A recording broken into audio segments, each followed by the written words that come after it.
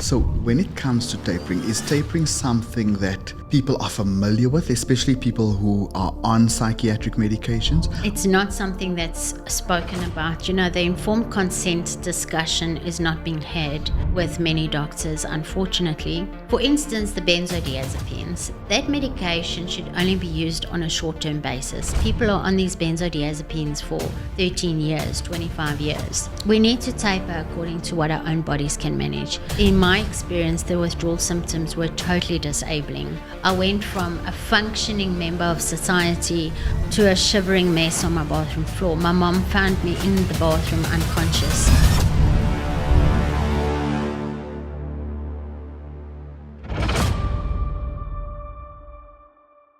Welcome back. Today's episode is particularly special to me, not just because of the powerful topic we're about to discuss, but because I have the privilege of speaking with someone I deeply admire, an incredible author, an advocate, and as life would have it, my former classmate, Jane Haley Kotze, has walked a path that most of us can hardly imagine.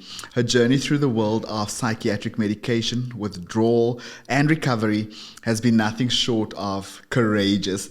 And she has faced adversity that would bring most people to their knees, enduring the brutal realities of rapid deprescription, suffering over 70 debilitating withdrawal symptoms at once, and navigating an often overlooked and misunderstood space in mental health.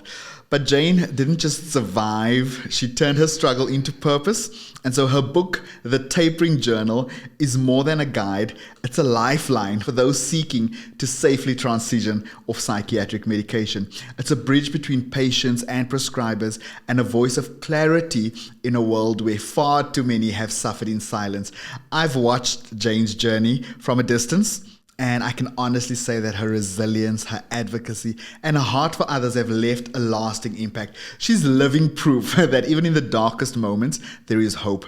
And that by sharing our stories, we can create real change. And so whether you're someone who has experienced psychiatric medication firsthand, maybe you're a loved one trying to understand, or even a prescriber looking to support your patients better, this episode is absolutely for you.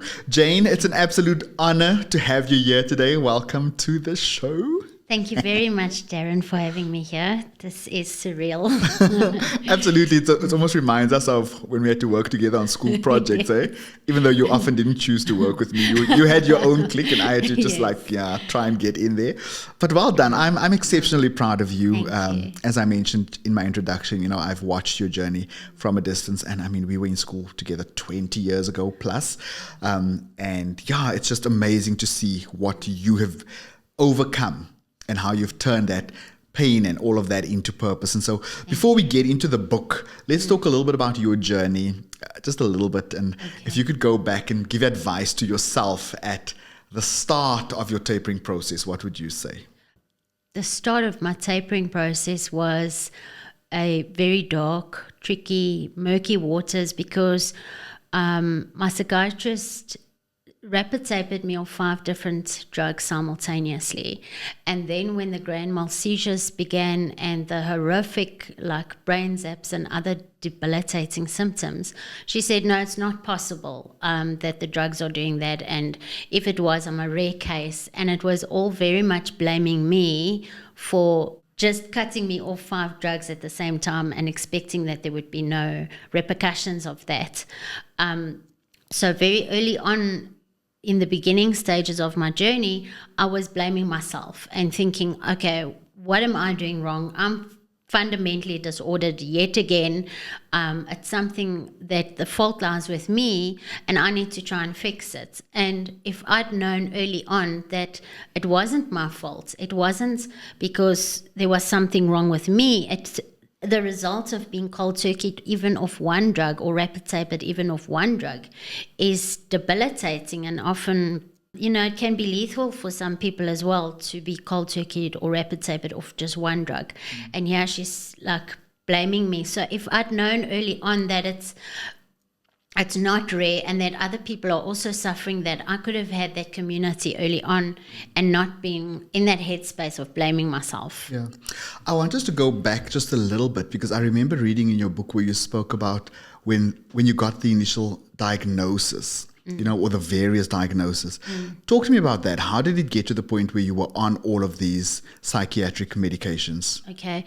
When I just left school, I went to work at corporate, and that's where I saw an in-house psychiatrist, and he started me on Prozac. And that led to one pill to the next one to the next one. I mean, Prozac caused me insomnia. So then I was on a sleeping tablet, and then he put me on Seroquel, which is actually an antipsychotic, and he used it as a sleeping tablet. And that's what I'm currently tapering. But I mean, one tablet led to the next, and the doses were just increased. If I at any point said to my doctors or psychiatrist, this isn't working for me, instead of removing it from my list, they would increase the dose. Sure. So that's how I came to be on so many different psychiatric medications. Now, your story is incredibly powerful and just deeply personal. When you look back at how far you've come, what's something that surprises you the most about your journey up to this point? I think just being here. Yeah. So many days and nights I struggled with unaliving thoughts, which I never knew at the time was because of the medications. So the fact that I'm sitting here and I'm 40-something and I'm alive is like amazing to me. Absolutely is. Sure. I remember in the book you describe some of the episodes that you had. And I mean, I got goosebumps reading it. I don't want to give away too much because you have to get the book, but it's really, I think it's absolute grace that you're here. Absolutely. And that you're alive to tell the story. Absolutely. Yeah. So writing a book is no small task, especially especially while navigating something as challenging as tapering. Yeah. What did your writing process look like? What did the publishing process, what was that like for you? And were there moments where you thought about stopping? Yes, absolutely. For the most part, during the day, I wrote the book at my parents' dining room table, and then at night and on weekends, I wrote at my own dining room table. And I'm sure my parents heard it probably 50 times or more. That's it. I'm turning this into a PDF and people can download it for free. I'm done. I said that so many times. And my mom was like, absolutely not. Just buckle down. We can do this. Go have a smoke. Do what you need to do. Yeah. Just calm down. You are going to finish this book. Wow. And I'm so grateful for that, because tapering, specifically Seroquel, for me has been a real challenge. The body pain has been severe.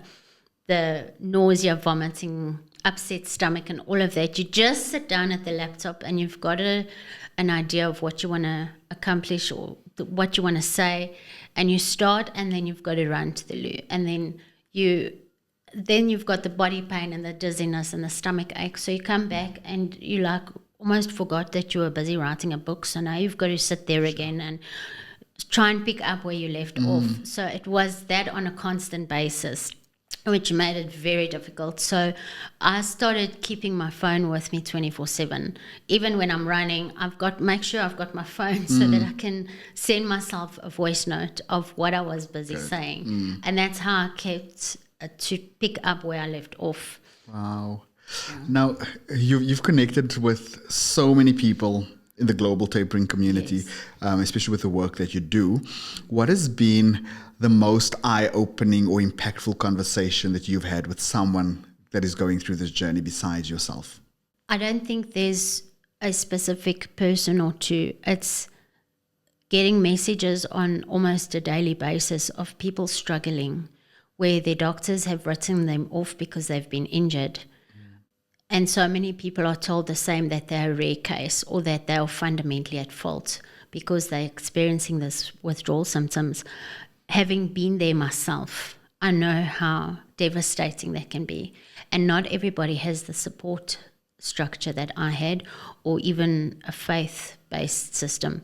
So that is what makes me want to take action and continue to do what I can do, because those people are left out in the cold. And I can't see that anybody I don't want to see anyone have that experience. Sure. Let's jump into the book a little bit. So, was there a specific moment or experience in your own tapering journey that led you to write this book? Yes. So early on in my tapering journey, I began sharing online what I was experiencing, because at that stage, I still didn't know really what was going on. And only after I healed from that rapid taper, it was about 5-6 months later that the seizures stopped and I started becoming or feeling human again, and I could participate in society again. I started doing a deep dive, and that's essentially when the following picked up quite substantially. I was receiving messages from people globally saying they were having the exact same experience as me, and their doctors had also written them off. But many people had lost their family and their income. So it was in that moment I realized, hang on, it's not just me. There are other people going through this. We have to band together. We have to support each other.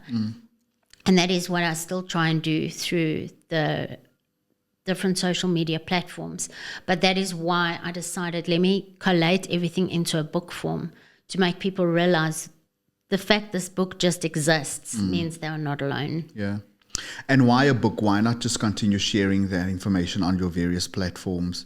Okay, so one of the things that happens when you're tapering is your nervous system is totally, or your central nervous system is totally dysregulated. So you'll have experiences like severe light sensitivity, dizziness, depersonalization, disconnection, which make reading very difficult. So what happened for me was I knew I'd seen that information somewhere, but was it YouTube, Instagram, TikTok, Facebook, the World Wide Web? Well, which way was it? Now I'm feeling like I'm feeling absolutely terrible. I'm dizzy, I'm nauseous. The words feel like they're moving on the page, and I must go and find information to support my journey. So for that reason is why I decided, let me collate it into a book. It's in one place. So either you can read it yourself if you're tapering, or you've got your support team or a mother, a friend, anybody, a neighbor. Just please look at XYZ section and tell me what to do. It was based on that, because I know how difficult it is to find information when you're tapering and feeling sick. I've never heard the power of a book described that way. Where it literally becomes a lifeline. Yes. Because now you know exactly, just go to the book. Yes. You just need to remember where to find your book. Yes. As opposed to which platform to look and search. Wow, that's amazing. Who did you write this book for? I had 3 types of people in mind writing this book. One being the patient. So the person who wants to taper but doesn't know where to start, or the person who is tapering and perhaps going too fast and having a terrible time and not knowing that there is support out there. The second person would be those who are supporting those who are tapering and have no clue that psychiatric medication could even cause these terrible withdrawal symptoms. So that's why I've included quite a lot of information on psychiatric drugs, their mechanism of action, the withdrawal symptoms, the risks, and so on, so that the person supporting those who are on these drugs and tapering off these drugs will have a better understanding of what they're experiencing, because often it's very difficult to communicate that when you're so sick. And then thirdly was for the doctor. So chapter 4 contains the interactive section where the patient completes various worksheets, which I've included to hopefully bridge the gap between patient and doctor and patient and supporter, and also for the patient to have something to refer back to, because oftentimes, especially if we experience a disconnection, it's very hard to remember how we felt 2-3 days ago or 2 months ago. Whereas if you've got this tracker, specifically the withdrawal symptom tracker, to refer back to, you can also see how far you've come, if you're making progress or not, and where to improve on. Love it. Now, you mentioned earlier on that you are currently tapering off Seroquel. Did I say the name correctly? Yes. Did this have an impact on you writing the book? And if so, in what way and how did you overcome that? A huge impact, because many times I didn't sleep from the withdrawal, or I felt really sick. So it had a huge impact on me. And withdrawal doesn't wait for the weekend or wait for your downtime. Sure. And often stress impacts the severity of the withdrawal symptoms. So the more I stressed, the worse the withdrawal symptom got, which made it more difficult for me to work, which means I stressed more. And it was just this vicious cycle. So many times I had to literally take myself out of the environment and calm down and make a conscious decision that, you know what, these people are waiting for this book, Jane. Pull your big girl panties up. It's enough now. Just do it. Sure. And even though I was a lot of the time crying through it or being sick through it, I would just do it. At least it's on paper. Wow. And then you can always edit something that's written down. But if you haven't written it down, you can't, there's nothing to edit. So you can edit a bad page, you can't edit a blank page. That is so true. I love it. So that is my modus or operandi, or my thought process that got me through those days where I did not feel like writing. I wanted to be in bed and I was just like, tough, you're doing it. Sorry for you. And then just when you finish writing, then the publishing process starts, and then you work with me and my team, and then we add more stress, and you push through that as well. Yes, yeah. You have to keep pushing for something like this. Especially, it's not a book for me; it's for other people. I think that's something that comes through so strongly in the book, is that you've poured your heart, your soul into it, but throughout, and I mean, I've read it cover to cover, throughout the book, you get a sense of, if you could literally take every single person by the hand and coach them through it, you would be doing that. And you get a sense of that when you're reading through this beautiful, beautiful book that Jane has produced. So what are things that people can look forward to on their own tapering journeys? Sure, definitely the breakthroughs. I've experienced so many different incredible breakthroughs since tapering off so many drugs. Can I pause there? Because yes. I literally got goosebumps as you said that. Because I feel like the answer people would be expecting is the symptoms, the withdrawals, all of that. And yet you choose to focus on the breakthroughs. That's amazing. Please continue. Sure. Thank you. Yeah, just in my own experience. And I mean, everybody's will be different when you get the breakthroughs and how much you will experience. I mean, there are so many factors that influence this process. So I'm not saying it will be the same for everyone. But just in my own life, I've been on these drugs since I left school. Sure. So my entire adult life, I was over-medicated. I was on drugs I didn't need for a condition I didn't have. So I feel like my adult life was stolen from me. And now I've got a second chance at life. And that connection of, now it's so easy to keep my house clean. I know what to do, when to do it. I know how to do it. Everything makes more sense. Before I was like flapping around like a fish out of water. Sure. And now everything, even the world around me, I enjoy listening to politics and what's happening in the world. It makes, maybe it doesn't make sense, but I understand it, or I can enjoy watching it. Before, I didn't know what's going on. Wow. Like, it was as if it's in Greek. And now I've got a far better sense of who Jane is, and my connection with God is not this forced connection to fit in or to put on a show that, you know what, I am praying. It's a real deep connection that was so severed with those drugs. I couldn't connect with him. And now there's that deeper connection, which is just fantastic. Sure. Yeah. Wow. So does your book detail how to taper off specific medications? No. So the reason I did not include that is because there are so many different medications, firstly. And secondly, there are so many different factors and predetermined conditions of how a person will be affected during their taper. So for that reason, I have stuck to how to prepare for a taper. How can you prepare yourself physically, emotionally, mentally? All the different tapering strategies, and then you choose which one works for you. Things like what to expect during a tapering journey. So I've covered everything except going into detail about the specific drugs. The only part I've gone into detail about the drugs is the beginning of the book, where I've explained the per category, so antidepressants, benzodiazepines, antipsychotics, tranquilizers, hypnotics, the different risks, withdrawal symptoms, mechanism of action. You've got different antidepressants. You've got the SSRIs or the NRIs, they work slightly differently. So I've gone into a bit of detail regarding that, also to help the person who's supporting those tapering so they have a better understanding.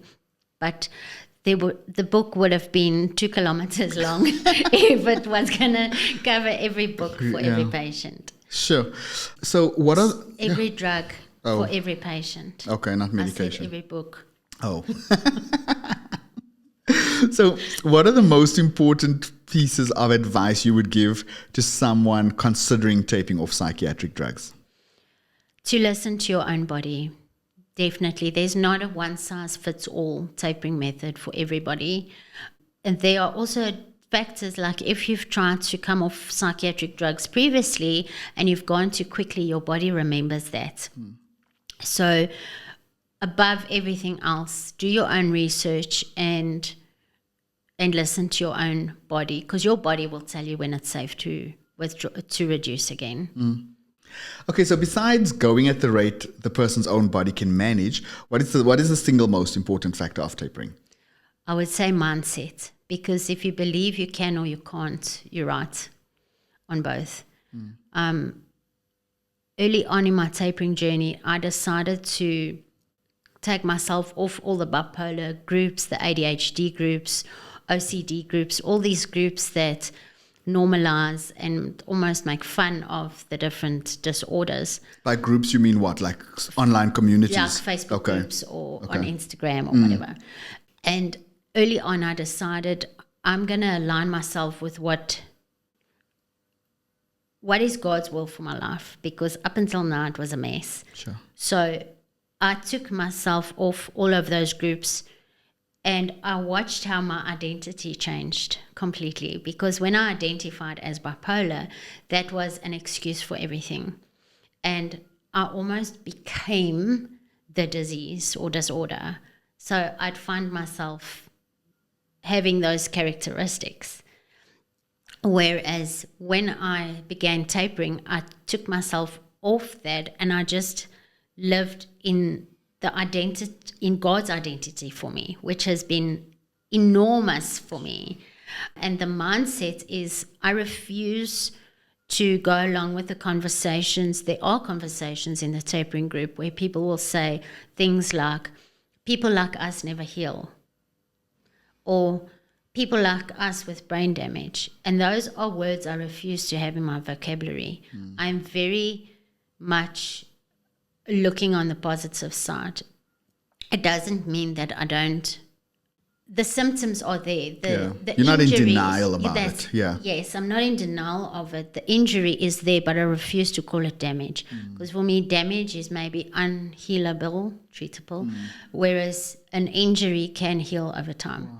So as long as you believe that you can heal, I believe that as long as our hearts are beating, there's always hope. Sure. So to have the right mindset during tapering, because there will come days that you feel like you're on your deathbed and you don't want to go on, but to have the right mindset that you say, you know what, no matter what, I will see it through, because at the end of the day, we can also be a light for somebody else. We don't know who's watching our journey.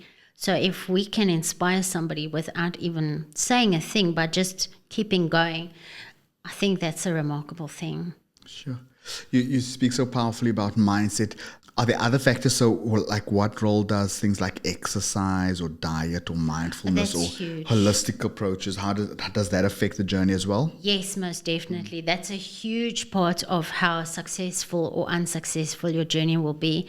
And in my own experience, what I've realized is when my own life wasn't, or my own health and exercise wasn't up to scratch, I was putting myself at a disservice for the tapering that would have put additional strain on my body. So at one point in my journey, to prepare for this current cerebral taper, I actually took a whole year off tapering and I focused on getting my health right. I stopped drinking alcohol. I got sleep every single night. I went to bed the same time and got up the same time. I did moderate exercise. I went for blood tests to determine which minerals and vitamins I was lacking, and then took those. Because many times we just take all these vitamins C and iron and zinc and whatever, but we haven't tested what our body's actually lacking. Yeah. So our kidneys just get rid of all of that. So for me, it was very important to get my body and mind right holistically before starting this journey, because then I'm giving myself a fighting chance. So it's very important. Because I mean, we think of a car, we won't expect it to drive without petrol, but we expect our bodies to continue without the fuel that it needs. So it's a very important factor.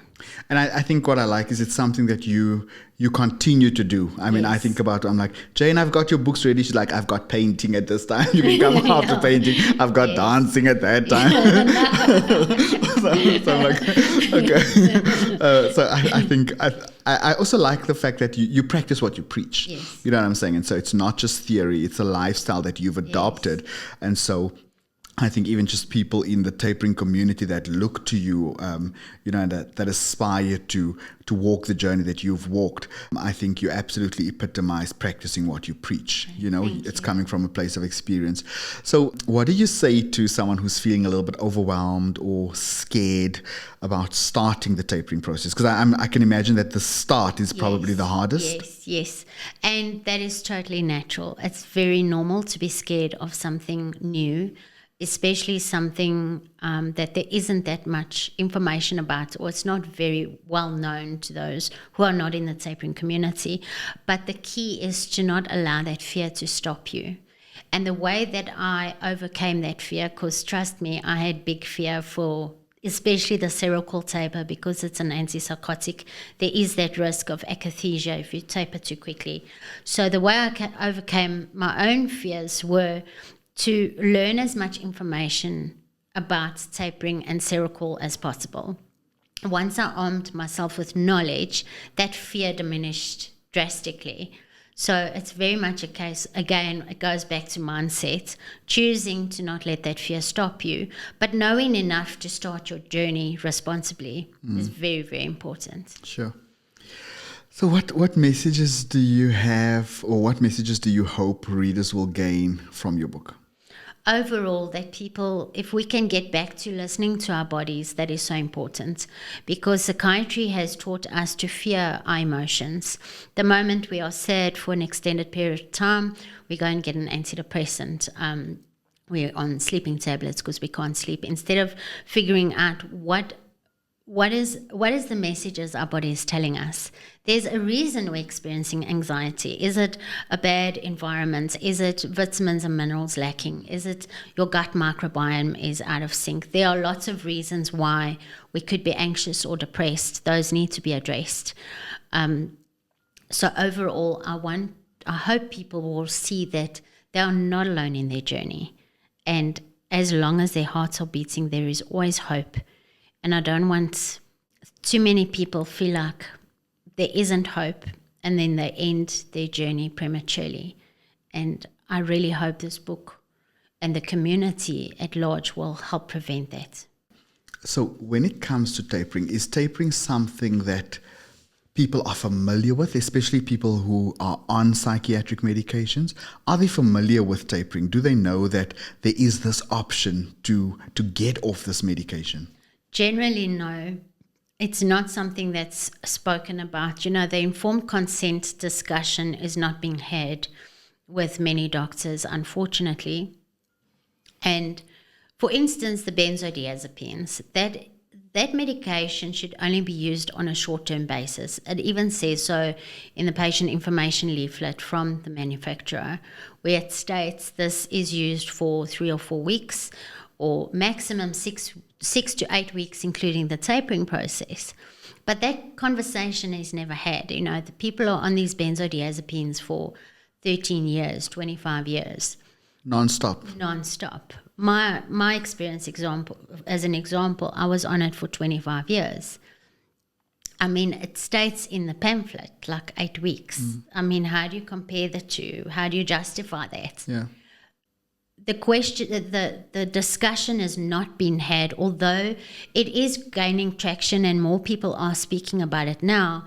There are people out there that have never heard the word tapering. And when I speak about tapering, they're like, oh, is that when you cycle down a hill? I'm like, no, totally different discussion. Wow. So there needs to be more awareness around the topic and how to do it safely, which is the most important aspect, because tapering isn't just cutting the tablet in half and then jumping off. That's considered a rapid taper, which is very dangerous.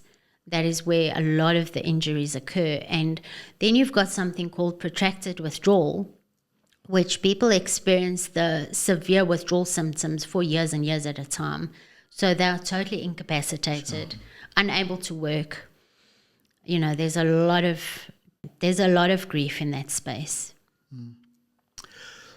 Why do you place so much emphasis on like the withdrawal symptoms? Do you feel like there's not awareness? Do you feel like people almost accept some of those symptoms as just a normal part of the journey? Like why is it such a big focus for you? Because that is, in my experience, the withdrawal symptoms were totally disabling.